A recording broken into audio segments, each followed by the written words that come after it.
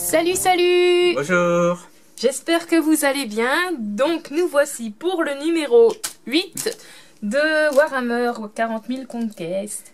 Avec cette fois-ci les librariens, les primaris librariens. Donc c'est les magiciens, on va dire un équivalent de magicien dans le monde fantastique. Là c'est avec des pouvoirs psychiques. Voilà. Dans 40 000, ceux qui ont des pouvoirs psychiques, ils sont mal vus. Hein. S'ils ne les contrôlent pas, ils peuvent se faire dominer par les démons, enfin contrôler par les démons. Donc ils sont, on va dire, traqués par l'Imperium.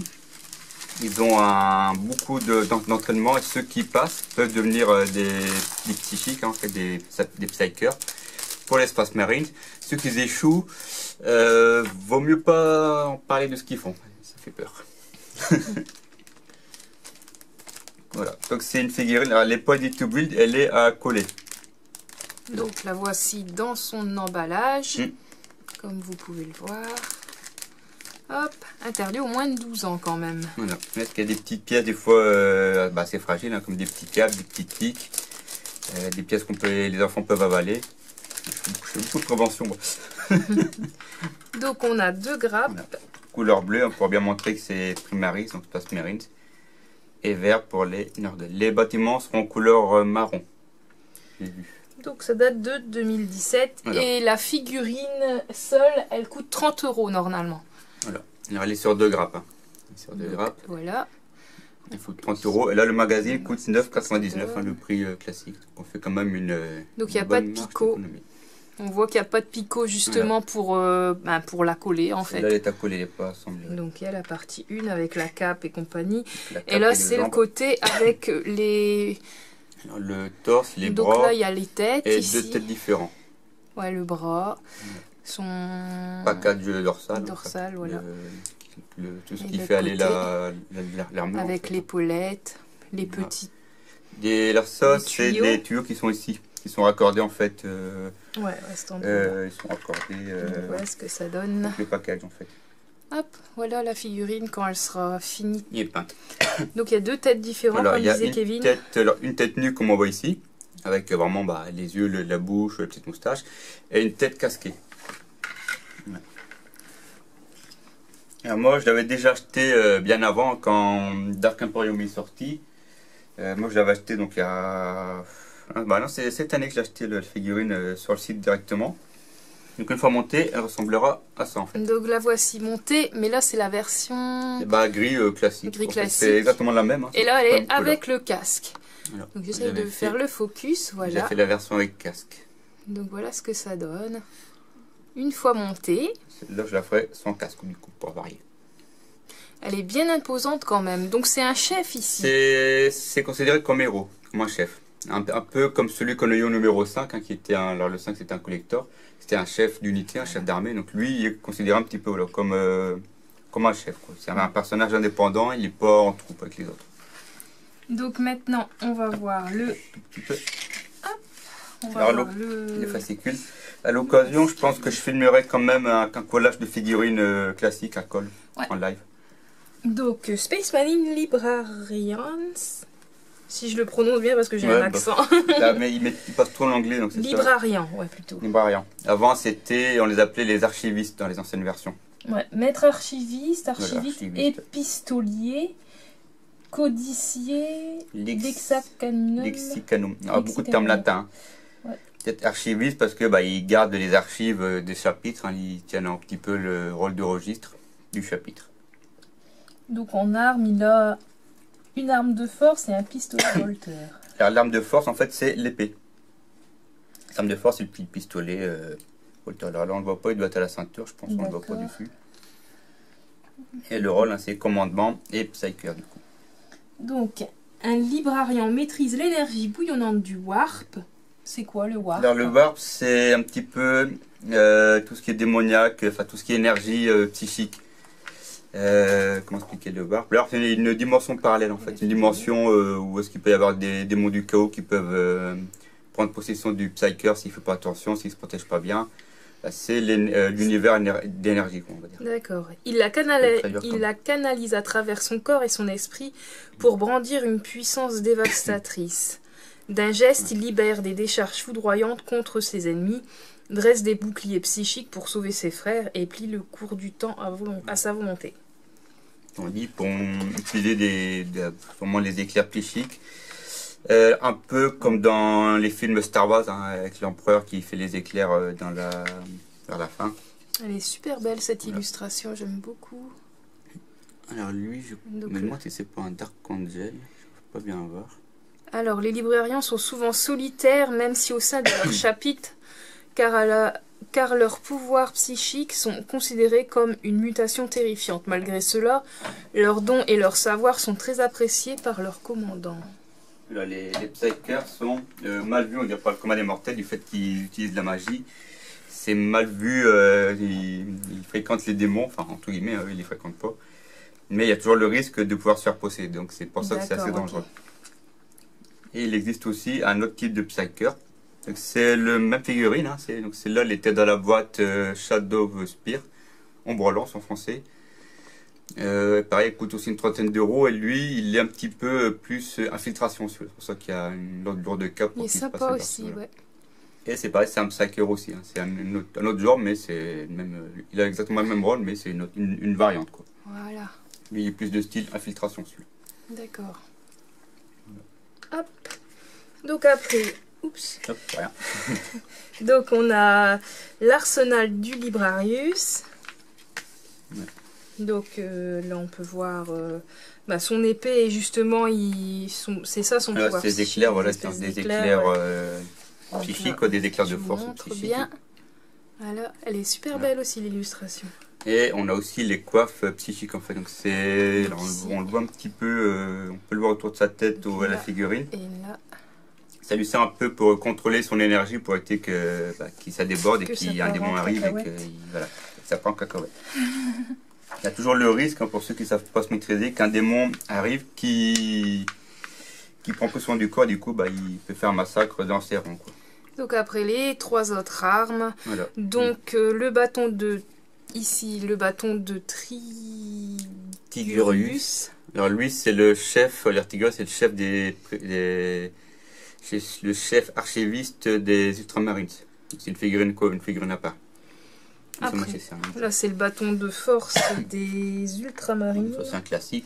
Parce qu'ils ont aussi bien l'épée. Et l'épée. L'épée de force que des bâtons. Alors j'ai une autre figurine mais elle est rangée dans l'armoire, dans notre pièce, qui a un bâton à la place de l'épée. Il y a différentes variantes, hein, épée ou bâton. Après, on a la défense du Valius. Un petit une histoire sur la bataille, en fait, un déroulement d'une bataille qui a eu lieu il y a X temps et des répercussions qu'il y a pu y avoir. Voilà, donc là ils expliquent un peu tout. Encore une belle illustration. Ça, c'est les... Là il parle justement des démons du chaos. Avec ces deux cornes, on peut avoir un sanguinaire ici. À chaque fois je confonds les sanguinaires et les buveurs de sang. C'est pas du tout la même taille. Hein. J'essaye de faire le focus. Je montre une comparaison entre les deux. Ouais. Donc voilà un sanguinaire ici. Alors, un sanguinaire. Alors les démons du chaos sont les serviteurs des dieux du chaos. Ils peuvent revêtir de nombreuses formes, mais toutes sont d'une dangerosité meurtrière et avide d'âmes mortelles.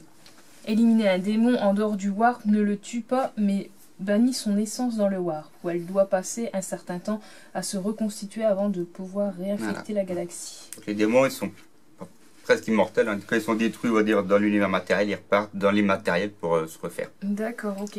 Alors ça, c'est un sanguinaire. Donc ici, hop, donc là, on a le sanguinaire. Donc c'est il est tout petit. La troupe de base de cornes, hein, des démons de cornes. Et ici, un buveur de sang, donc on peut voir la taille. Ouais, donc c'est beaucoup plus gros. C'est un démon majeur de cornes. On voit vraiment la différence de taille entre le tout petit. Il est pas peint. Donc voilà, de plus près ce que ça donne. Hop, le sanguinaire, ici, tout riki. Il n'y a plus trop la place, donc là c'est le... Il est très grand. Buveur de sang, c'est ça? Voilà, c'est un buveur de sang. J'essaye de faire le focus parce qu'il est tellement grand. Je ne sais plus quel modèle c'est celui-là, parce qu'il y a 3 variantes. Hein. Il y a celui de base, le moyen plus puissant. Celui-là, c'est celui de base que j'avais fait. Donc, il est énorme. Alors, à côté du Psyker, on va mettre la taille. Ouais, c'est vraiment tout petit. Il fait à peu près la taille d'un sanguinaire, de base. Ouais. Alors, ce qui est bien, que les figurines de démons du chaos sont aussi bien utilisées dans la partie 40 000. On peut très bien utiliser pour 40 000 cela. Donc vraiment un combat Psyker et démons, que dans l'univers Age of Sigmar, donc l'univers fantastique. C'est bien. Du coup, comme j'ai un petit peu de touche, j'ai une armée 40 000 de chaos et de, de ça qui vient. C'est variable. Donc, je vais le ranger tout de suite, lui, parce que comme il tient que sur une patte. Après, on a le guide d'assemblage. Donc, pareil, ils font voir les grappes, comment assembler les figurines. Là. Avec les numérotations, où se repérer. La petite, le avec la pince. Ciseau, attention. Comment on fait pour couper avec la pince. Alors ensuite, alors moi j'ai vu le colis de Hachette enfin expédié. Alors le moment on devra avoir le petit ébarbeur pour justement, donc on verra comment ça fonctionne. On aura mieux les avoir. Et ensuite il faut coller cette figurine. Donc voilà, les étapes pour le collage. Ouais. Je n'ai pas vu s'il montrait la variante de tête. Ah si, ici, vous voyez. Ouais, là. La casquée ou la tête nue. Donc ici, je des pièces montre bien. Hop. Donc là, on voit entre la version avec le casque et sans casque. Ouais, ici, c'est bien marqué le petit choix des pièces. Choix des pièces, voilà. Vous avez deux options pour la tête. Vous pouvez opter pour l'une ou pour l'autre. Donc, dès qu'on voit le petit dessin avec les boucliers comme ça, c'est qu'il y a une variante. En fait, c'est un choix d'option. Il l'avait pas mis avec le personnage du saint, parce qu'il y avait deux têtes et c'était pas marqué. Ouais, c'est vrai. Pour ça, j'avais précisé. Donc après, ils expliquent comment on peint cette figurine. Ouais. Donc la sous-couche. Ensuite, on voit qu'il y a des lavis, tiens, des shades. Ici, tu vois. Ah ouais, il faudra utiliser les shaders, ouais. Là, ils expliquent comment on met en peinture tout ce qui est doré, en fait. Après, les shaders, justement, comment on les applique. Ça bien sur les prix. Je vais voir ce que ça va donner sur celle-là. Ouais. Et voilà. Bugman Glue pour la tête. Hein. Alors, à mon avis, il doit y avoir d'autres peintures parce que je crois qu'elle est en rouge, chaque cap ou en blanc, je ne sais plus. Enfin, d'autres peintures arrivent, hein. Il y en a beaucoup d'autres qui doivent arriver encore. Voilà. Et après, on a pour la bataille, c'est ça? Le tutoriel, donc comment on joue en fait avec le librarien qui est ici contre les plaques marines. Donc là, il y en a 5 joueurs, donc c'est ceux du 2 et du 6, il me semble, pas de bêtises, du 7, du 6. Voilà. Donc, justement les pouvoirs psychiques. Donc toujours des mises à jour des règles. Voilà. Après la phase psychique, comment il utilise ses pouvoirs. Voilà, en gros, c'est ça, ses pouvoirs psychiques, comment il lance son éclair. En fait, c'est plus un truc à distance. Voilà, en gros, c'est ça. C'est pas du corps à corps. Ils peuvent avec leur épée. Avec leurs épées, ils peuvent faire du corps à corps avec son bolter aussi.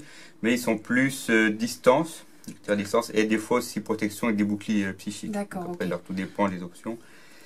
Là, je pense que pour démarrer, il montre, je pense, que ces deux options-là. Ensuite, on peut avoir d'autres options selon les scénarios, selon les règles. Et après, on a une autre mission. Voilà, une mission, une fois qu'on a un petit peu maîtrisé, on a la mission. Voilà. Et les règles additionnelles. Justement, la puissance des héros. La charge VAP. C'est puissance des héros, une charge pour... elle peut effectuer 2 attaques. Donc, il peut utiliser la puissance VAP sur un allié qui a moins de 12 pouces. Et s'il réussit donc son test, l'allié peut effectuer 2 attaques supplémentaires. Ça peut être pratique aussi, ça. Et voilà pour le fascicule. Et après, on a comme d'habitude un petit aperçu des 2 prochains numéros. Donc, le 9, alors on retrouve les Poxwalker, les mêmes que dans le 4, si je ne dis pas de bêtises. Et le fascicule, donc le 10, avec un véhicule.